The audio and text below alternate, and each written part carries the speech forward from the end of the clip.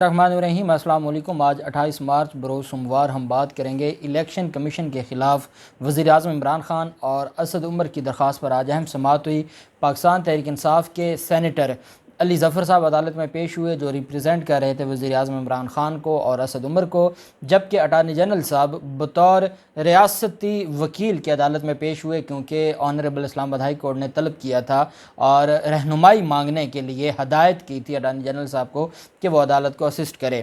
معاملہ کچھ اس طرح سے ہے کہ الیکشن کمیشن کے آئے روز وزیر اعظم عمران خان کے خلاف جو نوٹسز تھے اس سے حکومت تنگ آ گئی، اور حکومت یہ معاملہ اسلام آباد ہائی کورٹ لے کر گئی، اور حکومت نے کہا کہ یہ کیسے الیکشن کمیشن اپنے تئیں یہ کارروائیاں کر سکتا ہے۔ ایک ڈسٹرکٹ مانیٹرنگ آفیسر اگر وزیر اعظم کو بلانے بیٹھ جائے گا تو کیا اس کو کہا جائے گا کہ یہ قانون کی عمل درآمد ہے یا یہ غیر قانونی اقدام ہے؟ اور اٹارنی جنرل صاحب نے کہا کہ الیکشن کمیشن تو ڈیڈی بنا ہوا ہے، الیکشن کمیشن ابھی وزیر اعظم پورا جلسے پر پہنچتے نہیں ہیں اور ان کو نوٹس پہلے ہاتھ میں تھما دیا جاتا ہے، جیسے انہوں نے ادھر سے وزیر اعظم عمران خان جلسے کا اعلان کرتے ہیں اور یہ نوٹس پہلے چھاپ کر بیٹھے ہیں۔ جب بات کی گئی کہ بلاول زرداری کو بھی ہم نے نوٹس بھیجا ہے تو اٹارنی جنرل صاحب نے کہا آپ کا بڑا شکریہ، آپ نے ان کو بھی بھیجا ہے، لیکن آپ نے 1 سال پہلے جو ویڈیوز سامنے آئی تھی ان پر بھی کبھی کوئی کارروائی کی ہے؟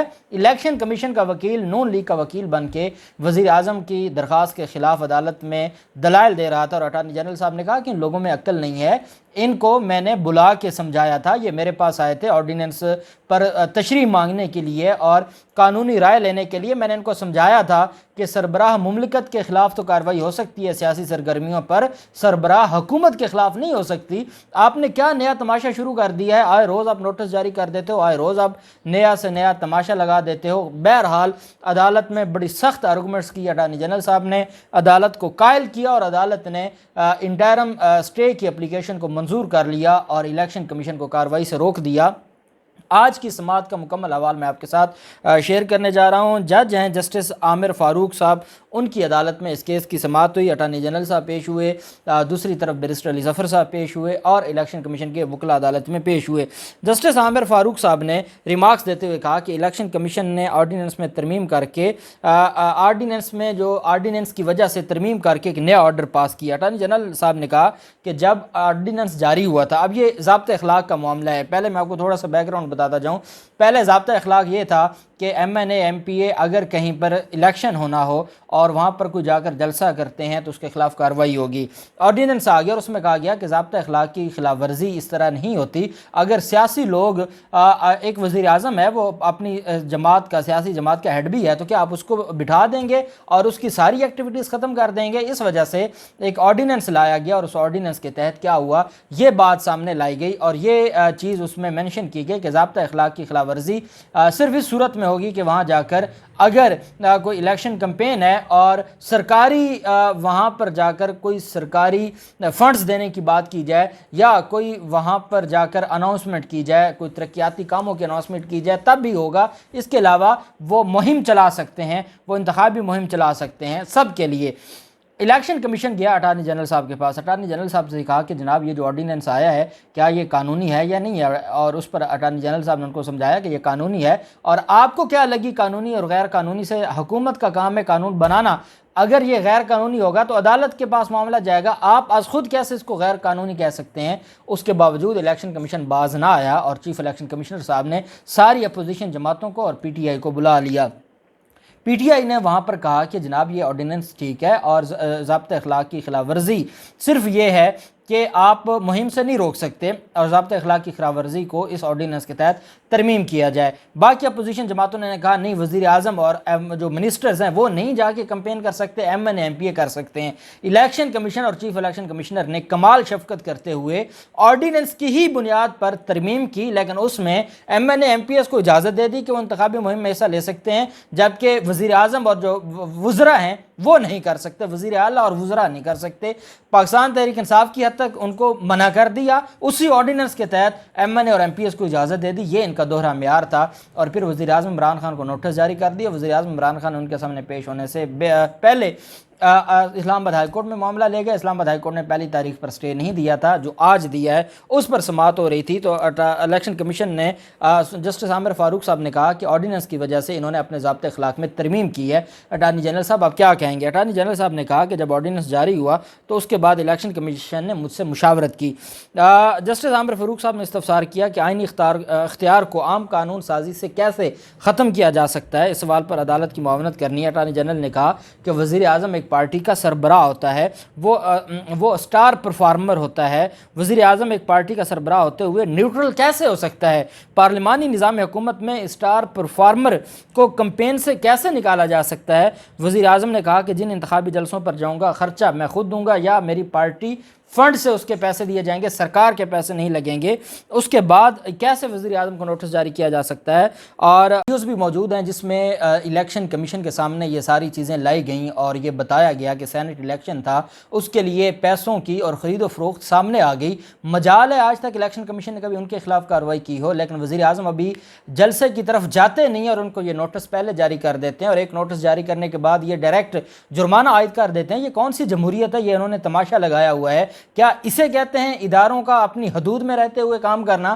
اور اگر ان کو یہ لگتا تھا کہ کوئی چیز آئین کے خلاف ہے تو یہ جاتے جناب کے پاس درخواست دائر کرتے, اسلام آباد ہائی کورٹ میں اس آرڈیننس کو چیلنج کرتے کہ ہمارا جہاں تک دماغ کام کرتا ہے اس کے مطابق یہ جو آرڈیننس لایا گیا ہے, یہ جو ترمیم ضابطۂ اخلاق کی لائی گئی ہے, یہ غیر آئینی ہے. تو جناب اس کو ڈکلیئر کر دیتے غیر آئینی, اس کے بعد یہ اس کے اوپر ضابطۂ اخلاق بنا دیتے. یہ خود ہی انہوں نے عدالت لگا لی ہے, ایک آرڈیننس آیا ہے اور انہوں نے خود ہی کہا ہے کہ وہ غیر آئینی ہے. پھر اپوزیشن جماعتوں کا اکٹھ کر لیا ہے, وہ اکٹھ کر کے اپوزیشن کا جو مطمع نظر یا ان کا جو فائدہ تھا اس کو مکمل کر دیا ہے, اور حکومتی لوگوں کو انہوں نے دیوار کے ساتھ لگا دیا, اور پھر کہتے ہیں کہ ہم آئین اور قانون کی بات کرتے ہیں. اٹارنی جنرل صاحب نے بڑی سخت لہجے سے ان سے گفتگو کی. جسٹس عامر فاروق صاحب نے کہا کہ الیکشن کمیشن اس کے بعد نہل بھی کر سکتا ہے, جرمانہ عائد ہونے کے بعد اگلی کارروائی کیا نہلی کی بھی ہو سکتی ہے, جس پر اٹارنی جنرل صاحب نے کہا کہ الیکشن کمیشن جرمانے کے بعد نہل بھی کر سکتا ہے. قانون کے مطابق الیکشن کمیشن سیاسی جماعت یا امیدوار کو نوٹس جاری کر سکتا ہے. وزیر اعظم سیاسی جماعت ہیں نہ ہی امیدوار ہیں. اب جس طریقے سے اٹارنی جنرل صاحب نے کہا کہ جو انہوں نے طریقہ کار اپنایا ہوا ہے تو یہ تو جرمانے کے بعد نہل کر دیں گے, حالانکہ سیاسی جماعت یا امیدوار کو نوٹس جاری کیا جا سکتا ہے. وزیر اعظم نہ سیاسی جماعت ہے نہ وہ وزیر اعظم امیدوار ہے, یہ سربراہ ہے حکومت کا. حکومت کے سربراہ کو یہ کیسے روک سکتے ہیں کہ آپ نے فلاں جگہ جانا ہے فلاں جگہ نہیں جانا؟ اور وہ بھی الیکشن کمیشن. اٹارنی جنرل صاحب نے کہا کہ وزیر اعظم کو ہر روز دو تین نوٹس آ جاتے ہیں. الیکشن کمیشن کس طرح وزیر اعظم کو نہل قرار دے سکتا ہے؟ جسٹس عامر فاروق صاحب نے استفسار کیا کہ وزیر اعظم کو نہلی کا کوئی نوٹس جاری کیا گیا ہے؟ اٹارنی جنرل صاحب نے کہا کہ وزیر اعظم کو نوٹس آتا ہے کہ کل آپ نے منگورا پیش ہونا ہے, پرسوں آپ نے فلاں جگہ پیش ہونا ہے. کیا یہ الیکشن کمیشن کا اختیار ہے؟ کیا ڈسٹرکٹ مانیٹرنگ افسر کیسے بلا سکتا ہے وزیر اعظم کو؟ یہ کیا انہوں نے تماشا لگا رکھا ہے؟ جسٹس عامر فاروق صاحب نے استفسار کیا کہ الیکشن کمیشن آرڈیننس میں ترمیم کیسے کر سکتا ہے. یہی بات کہ اگر آرڈیننس آ گیا ہے تو الیکشن کمیشن کیسے ترمیم کر سکتا ہے؟ یہ جسٹس عامر فاروق صاحب نے سوال اٹھایا کہ الیکشن کمیشن کے پاس اگر ایک آرڈیننس آ گیا تھا اور ان کو بتا دیا گیا کہ اب اس آرڈیننس کے تحت یہ ضابطۂ اخلاق ہوگا, تو یہ خود اس میں ترمیم کر دیتا ہے کہ اپوزیشن کو اس میں ریلیف دے دیتا ہے اور حکومت کو دوبارہ دیوار کے ساتھ لگا دیتا ہے. عامر فاروق صاحب نے یہ کہا کہ یہ کیسے ترمیم الیکشن کمیشن کر سکتا ہے. اس پر جو عدالت ہے, جسٹس عامر فاروق صاحب نے کہا, عدالت نے حکم دیتے ہوئے کہا کہ الیکشن کمیشن آئندہ سماعت تک اس بات پر عدالت کو سیٹسفائی کرے کہ یہ آج خود کیسے آرڈیننس میں ترمیم کر سکتے ہیں, اور ساتھ یہ بھی کہا کہ آئندہ سماعت تک کسی کو نہل نہ کیا جائے. اٹارنی جنرل صاحب نے کہا جناب بات نہلی کی نہیں ہے, ان کو روزانہ نوٹسز بھی جاری کرنے سے روکا جائے. انہوں نے تو تماشا لگایا ہوا ہے.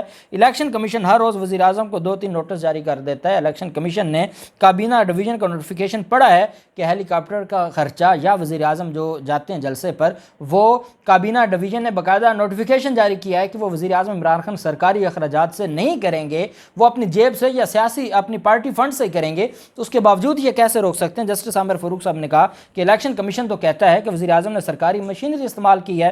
الیکشن کمیشن کی کیا یہ بات درست ہے؟ اور اگر سرکاری مشینری استعمال کی ہے تو پھر تو الیکشن کمیشن ٹھیک کہہ رہا ہے کہ سرکاری خرچے پر کمپین نہیں کی جا سکتی. تو اٹارنی جنرل صاحب نے کہا کہ ان کو ان عقل کے اندھوں سے کہیں کہ یہ اتنا تو چیک کر لیتے کہ کیا وزیر اعظم نے کوئی سرکاری مشینری استعمال کی ہے یا وزیر اعظم اپنی جیب سے پیسے ادا کر رہے ہیں۔ انہوں نے بغیر چیک کیے ڈائریکٹ جرمانے عائد کر دیے اور ڈائریکٹ نوٹس جاری کر دیے۔